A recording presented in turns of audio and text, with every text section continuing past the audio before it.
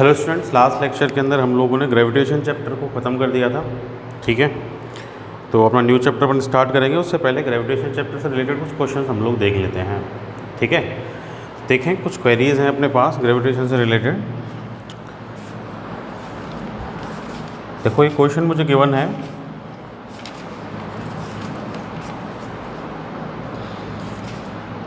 क्या बोल रहा है मेरा first question, that there is a mass capital M, a mass capital M is divided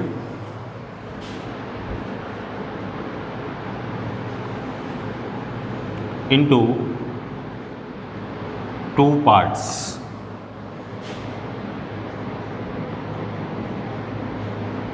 M1 and M2। ठीक है, एक मास है मेरे पास कैपिटल M जिसको M1 M2 टू पार्ट्स में डिवाइड किया है। For find the condition, find the condition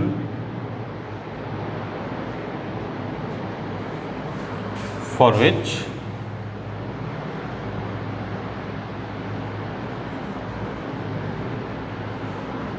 gravitation force between them is maximum,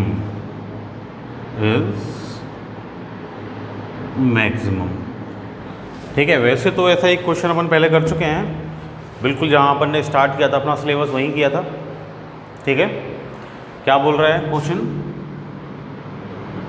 कि भाई एक मास है अपने पास कैपिटल M, ठीक है, उसको डिवाइड किया है टू पार्ट्स में, एक तो M1 में और एक M2 में। ठीक है, डिवाइड करने के बाद मुझसे ये पूछ रहा है तो वो कंडीशन फाइंड करो जिस कंडीशन में इन दोनों के बीच में मैक्सिमम फोर्स लगेगा। ठीक है, मैक्सिमम की बात आ गई, तो मैक्सिमम की बात आ जाए या मिनिमम की बात आ जाए तो कौन प्ले में आता है, मैक्सिमा या मिनिमा, जो अपने डिफरेंशिएशन के अंदर पढ़ा था। The application of differentiation to find the maximum value और मिनिमम वैल्यू, मैक्सिमा मिनिमा, है ना। तो मैक्सिमम मिनिमा, कोई भी क्वांटिटी मैक्सिमम या मिनिमम कब होती है, वहाँ मैंने कंडीशन बताई थी कि भाई उसका डिफरेंशिएशन जीरो होता है, क्योंकि मैक्सिमम या मिनिमम के केस में क्वांटिटी कांस्टेंट हो जाती है। ठीक है, तो लेट अपने पास जो कैपिटल M मास था उसमें से एक मास तो M1 है ही, ठीक है, दूसरा मास जो M2 है इसको मैं ऐसे लिख सकता हूँ क्या, कैपिटल M माइनस का M1। भाई कैपिटल M में से ये M1 पार्ट इधर निकाल दिया तो रिमेनिंग पार्ट कितना हो जाएगा, कैपिटल M माइनस का M1 विच इज़ M2। तो सेकंड जो पार्ट है वो कैपिटल M माइनस का M1 है। ठीक है, लेट ये दोनों ग्रेविटेशन फोर्स लग रहा है तो किसी डिस्टेंस पर रखे हुए होंगे, लेट ये दोनों रखे हुए हैं स्मॉल r डिस्टेंस पे। ठीक है, अब मुझसे पूछ रहा है इनके बीच में मैक्सिमम फोर्स कब लगेगा, वो कंडीशन फाइंड करो। तो पहले तो फोर्स फाइंड करो, फोर्स कितना लगेगा। ठीक है, तो force between both masses, gravitation force की वैल्यू फाइंड करनी, फॉर्मूला तो पता है अपन को, gravitation force between both masses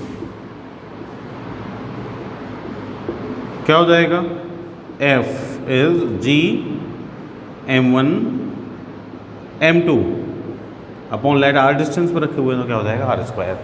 M1 is small M1, M2 is capital M minus का स्मॉल M1।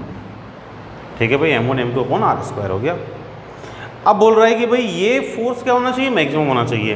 अच्छा, इसको थोड़ा और सॉल्व कर लेता हूँ मैं। तो F इक्वल टू ये G capital M M1 upon r square multiply कर लो, माइनस का G M1 square upon r square. ठीक है, ये अपना फोर्स है। अब बोल रहा है ये फोर्स क्या होना चाहिए, मैक्सिमम होना चाहिए। तो मैक्सिमा की कंडीशन, इसका डिफरेंशिएशन क्या होना चाहिए, जीरो। ठीक है, तो डिफरेंशिएशन किसका, फोर्स का। फोर्स ही तो मैक्सिमम पूछ रहा है, किसके रेस्पेक्ट में करूँगा, स्मॉल M1। यही क्वांटिटी है जिसके बारे में हम अनसर्टेन है। कैपिटल M तो फिक्स है, R भी फिक्स है, G कांस्टेंट है। ठीक है, तो DF अपॉन DM1 क्या होना चाहिए, जीरो होना चाहिए फॉर मैक्सिमम। ठीक है, तो भाई करो सॉल्व इसको, D अपॉन DM1, F की वैल्यू तो अपने पास है ये रही, G capital M M1 R square minus का G M1 square upon R square, that must be zero for maximum. ठीक है, फॉर मैक्सिमम वैल्यू।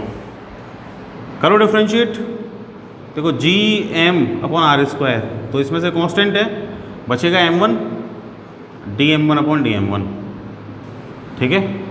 माइनस का इधर इसका डिफरेंशिएशन करूंगा तो जी अपॉन आर स्क्वायर, ये कांस्टेंट है। m1 स्क्वायर का m1 के रेस्पेक्ट में x स्क्वायर का करना है ना, x पावर n का फॉर्मूला लगा दूंगा, x पावर n का क्या होता है differentiation, n x n minus one, तो क्या हो जाएगा ये 2m1 n 2 minus one and that must be 0।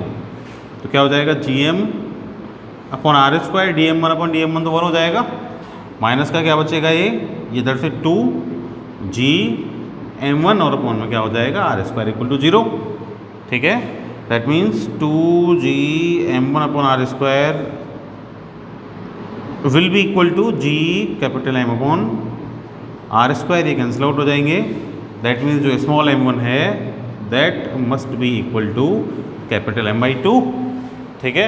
Half हो गया, दैट मीन्स जो सेकेंड वाला पार्ट है m2 that will also be capital M by 2। That means जो ये 2 मासेस है ना m1 एंड m2 जिनको डिवाइड किया है कैपिटल M से, इनके बीच में मैक्सिमम ग्रेविटेशन फोर्स तब लगेगा जब ये दोनों पार्ट इक्वल और हाफ हाफ होंगे कैपिटल M by 2 के, ठीक है।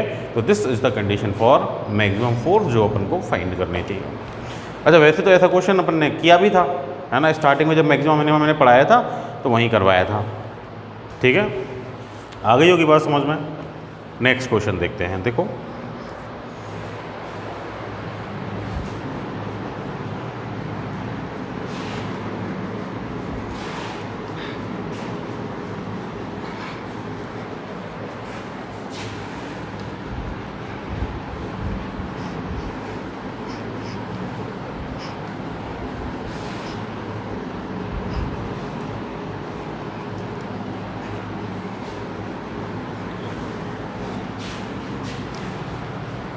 देखो भाई, सेकंड क्वेश्चन क्या बोल रहा है,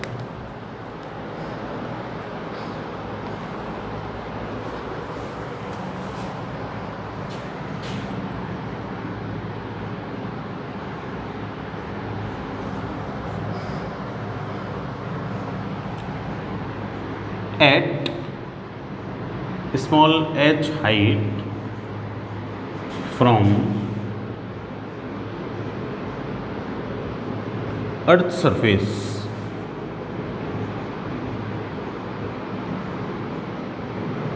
mass of an object is small m and gravitational acceleration is gh, and gravitational acceleration is gh, ऐसे बोल रहा है, ठीक है। एच हाइट पे लेके किसी ऑब्जेक्ट को, मास m2 तो रहेगा ही, सेम रहता है वो हमेशा, ग्रेविटेशनल एक्सीलरेशन कितना हो गया है स्मॉल g, ठीक है। प्रूव दैट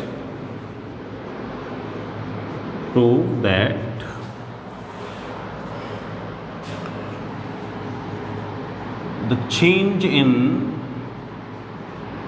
वेट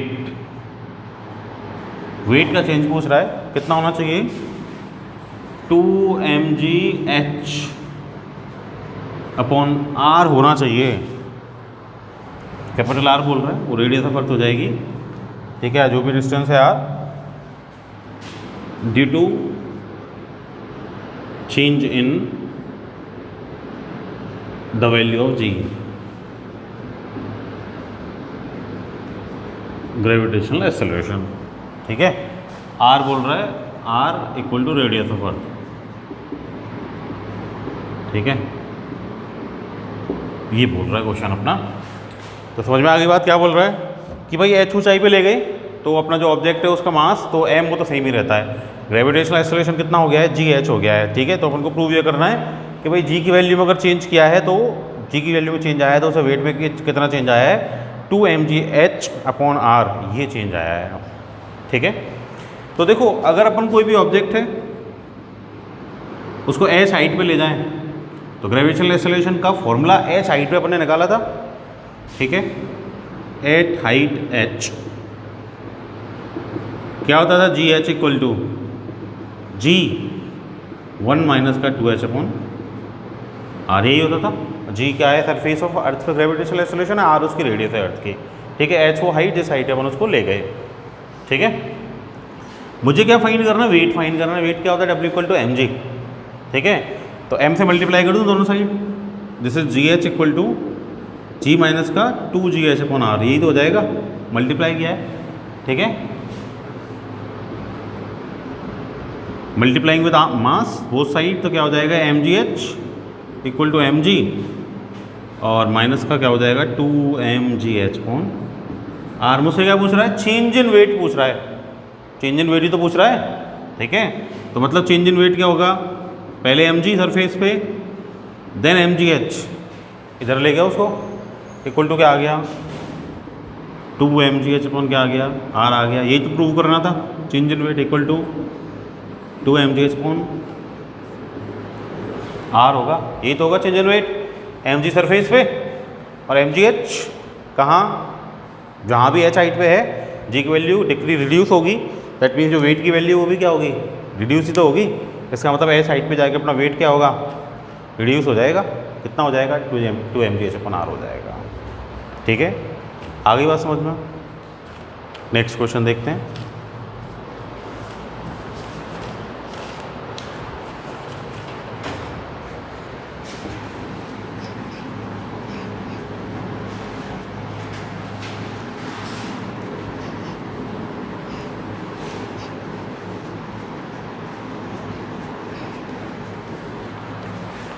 देखो नेक्स्ट क्वेश्चन क्या बोल रहा है अपना, इन अ सिस्टम, कोई ग्रेविटेशनल सिस्टम है, ठीक है। सिस्टम मतलब जिसके अंदर मोर देन वन पार्टिकल हो, ठीक है, मोर देन टू पार्टिकल हो, दैट इज कॉल्ड सिस्टम, ठीक है। तो कोई सिस्टम है, a system of having 3 masses, a system having 3 masses, ठीक है, स्मॉल m, तीनों सेम है मासेस, है ना, placed at corners of an equilateral triangle, equilateral triangle, ठीक है। पूछ क्या रहा है, find the gravitational potential energy of the system. Simple question है, फाइंड द ग्रेविटेशनल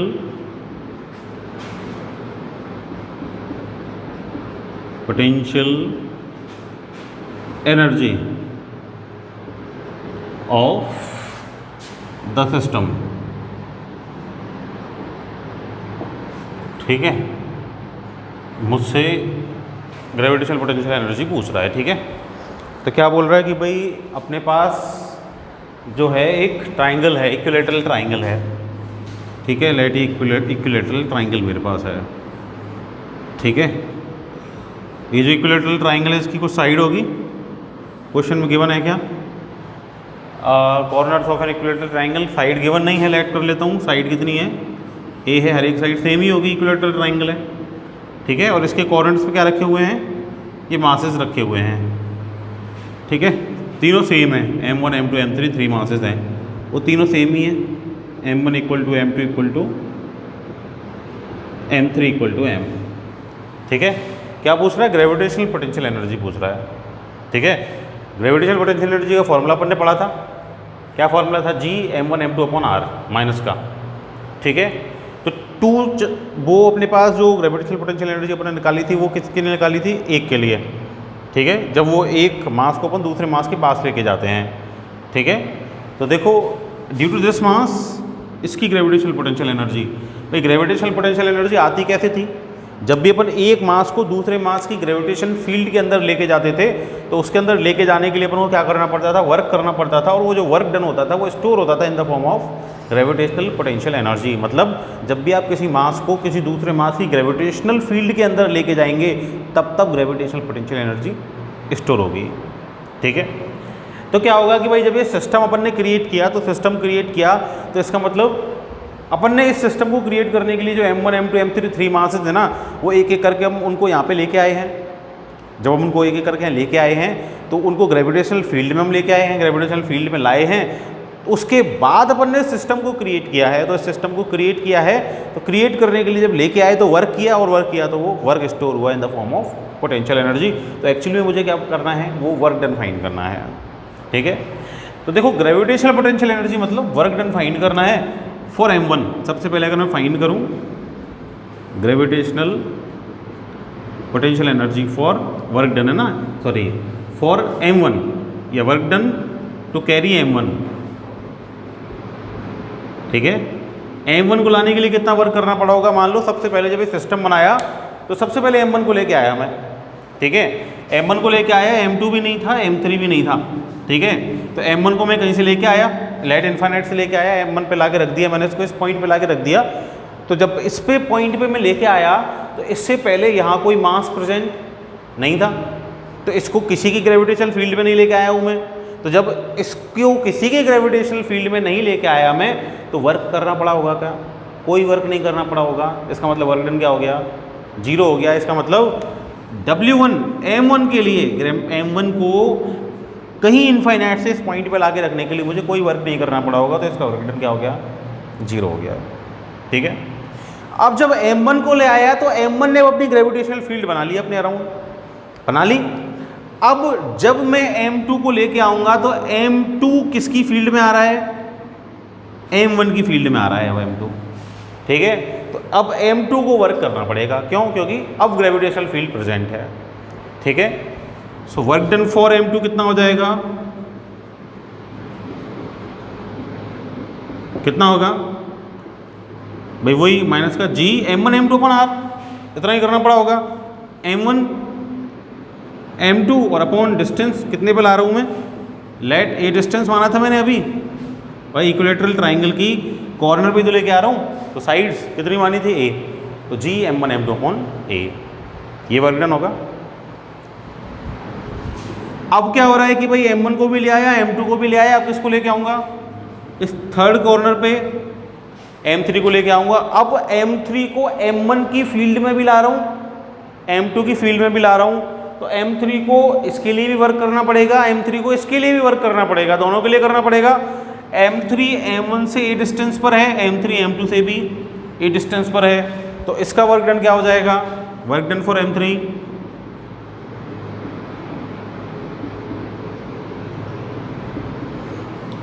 M2 के लिए, M2 की ग्रेविटेशनल फील्ड के लिए क्या हो जाएगा, माइनस का G M1 M3 upon distance कितना है, A।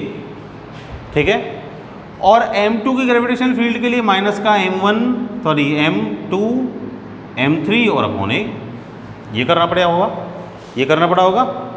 ठीक है, तो total work done will be stored in the form of potential energy of system. तो total work done W, that is potential energy, U equal to क्या हो जाएगा, W1 plus W2 plus W3, कर दो add भाई सबको। तो U potential energy क्या हो जाएगी, माइनस का G M1 M2 upon A, minus का G M1 M3 upon A, minus का G M2 M3 upon A, सब कुछ M है, तो माइनस का G M square upon A, minus का G M square upon A, minus का G M square upon A, यही हो जाएगा ना।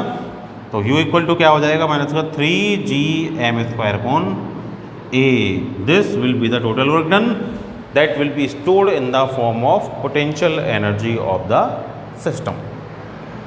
आ गई बात समझ में। तो ये इस सिस्टम की क्या हो जाएगी, ग्रेविटेशनल पोटेंशियल एनर्जी हो जाएगी। ठीक है भाई, एक और क्वेश्चन देखते हैं।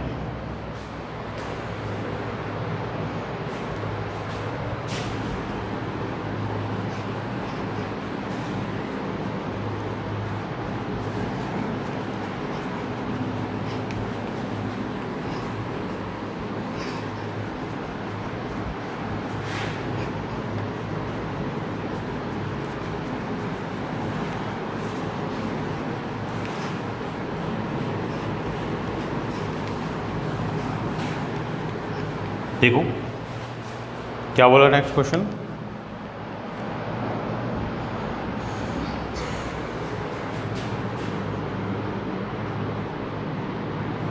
If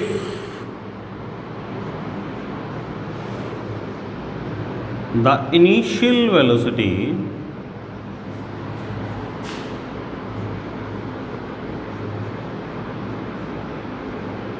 provided to an object is n times of escape velocity, is n times of escape velocity. ठीक है, then find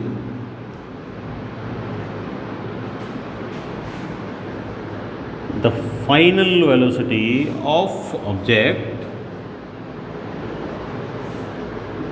final velocity of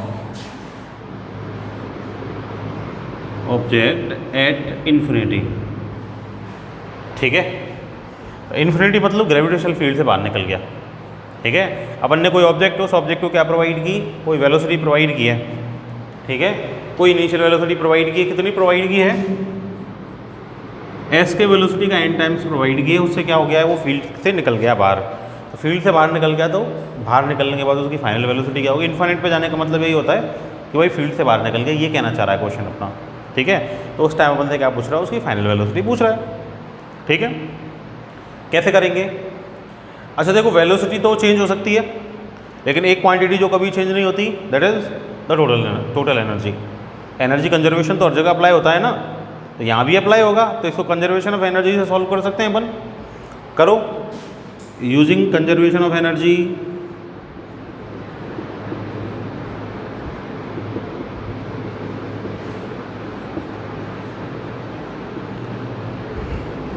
Total energy of object will remain constant.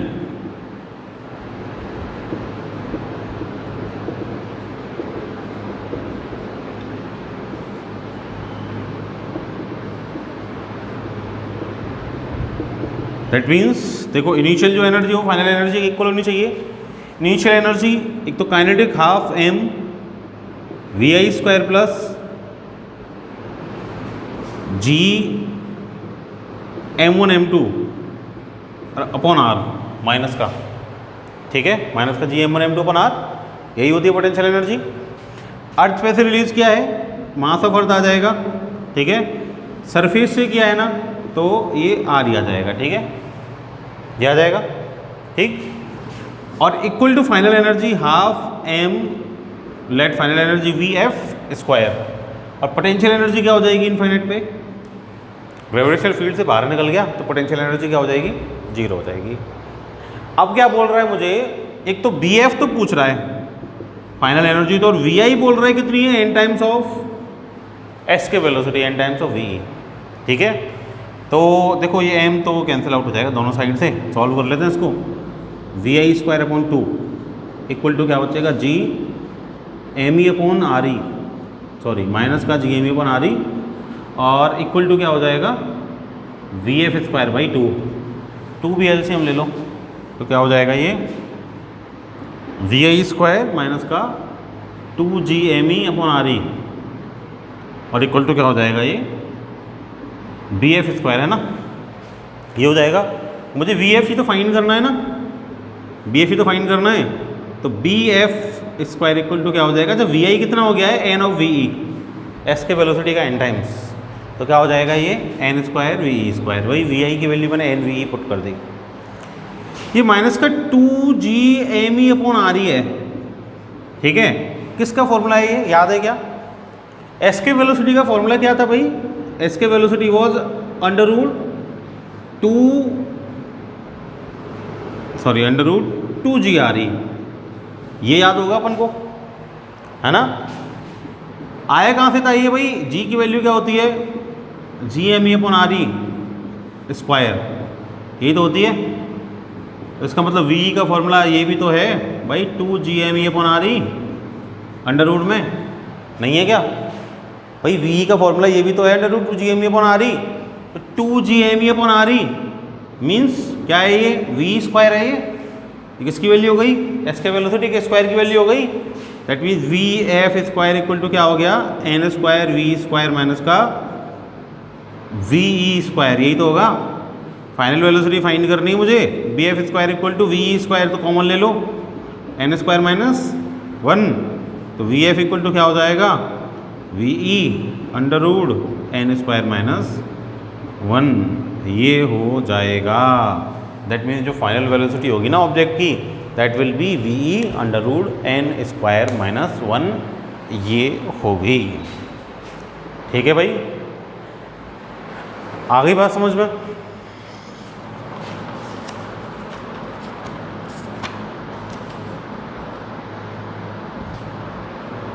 एक और क्वेश्चन देख लें। देखो एक और क्वेश्चन देखो,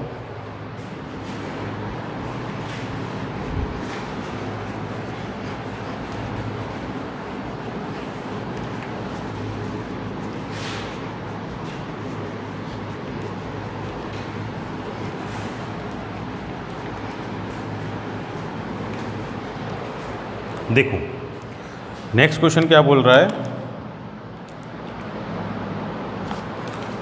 अ जियो स्टेशनरी सैटेलाइट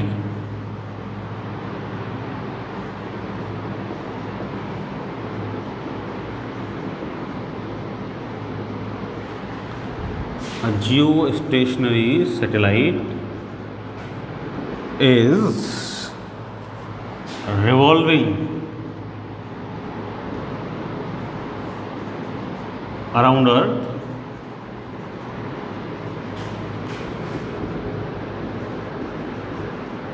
at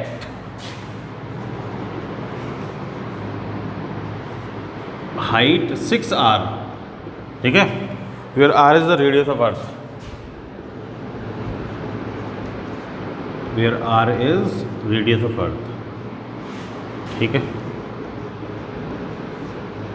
ऐसे बोल रहा है। Then find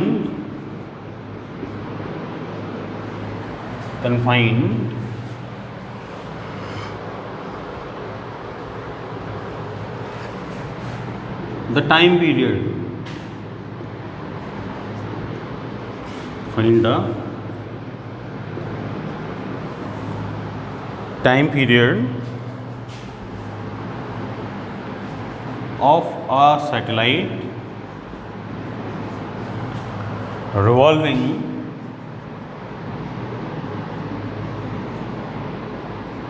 at height 2.5 r from Earth surface।